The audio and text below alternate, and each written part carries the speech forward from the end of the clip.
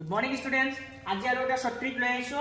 এইটো কি 50ৰ ওচৰে পাজৰে নাম্বাৰ যেনেকা 48 48 এনেকা ধৰণৰ 50ৰ ওচৰে পাজৰে নাম্বাৰখিনিক আমি কেনেকৈ পূৰণ নকৰাকৈ আমি উত্তৰ কৈ দিব পাৰিম তোমালোকে চোৱা।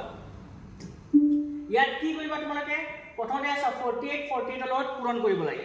আমি অৰেলি পূৰণ কৰিম, মুখে মুখে পূৰণ কৰিম। মুখ কোৱাচোন তোমালোকে 48 টো 50 কৈ কিমান সৰু কিমান কম? তো আমি দেখা পাই আছো 50 কৈ আমি যদি 50 পৰা 48 মাইনাস কৰো হৈ যাব কিমান 2। এই 2 টো কি কৰিবা তোমালোকে এই 2 টো সদায় 25 ৰ পৰা মাইনাস কৰি দিবা। সদায় ইয়াত এই 2 টো সদায় 25 ৰ পৰা মাইনাস কৰি দিবা। তো এই 2 টো যদি আমি 25 ৰ পৰা মাইনাস কৰি দিও তেন্তে আমি পাম কিমান 23।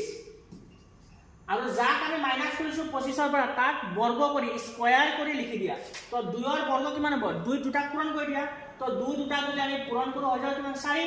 আৰু আমি ইয়াত সদায় দুটা ডিজিটত লিখিম 4 আছে আমি তাক লিখিম 04। আৰু এটা চোৱা তেতিয়া আৰু এটা বুজি পাবা। এই সব 49 49 পূৰণ কৰিব লাগে। তোমালোকে প্ৰথম চোৱা এই 49 টো 50 কৈ কিমান সৰু? এই 49 টো 50 কৈ মাইনাস কৰি দিয়াচোন। 50 কৈ যদি তুমি 49 মাইনাস কৰি দিবা হ'ব কিমান 1।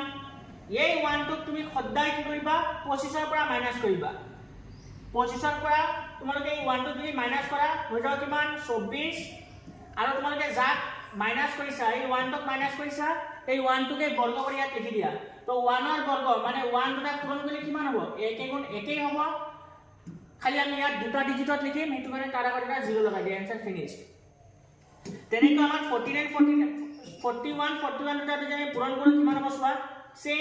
সেম ট্ৰিক 41 41 টো 50 তকৈ কিমান সৰু আছে মাইনাস কৰি দিয়াচোন লাগিলে। 50 ৰ পৰা 41 মাইনাস কৰিলে হৈ যাব 9। এই 9 টো সদায় তোমালোকে 25 ৰ পৰা মাইনাস কৰিবা।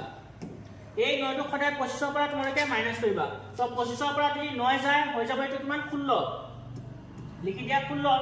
আৰু যাক তোমালোকে মাইনাস কৰিছা তাক বৰ্গ কৰি লিখি দিয়া। 9 ৰ বৰ্গ কিমান হ'ব? 9 9 গুণ 81 81 ইয়াত লিখি দিলো ফিনিশড। পিছৰটো কি আছে চোৱা। পিছৰটো আছে 43 43 43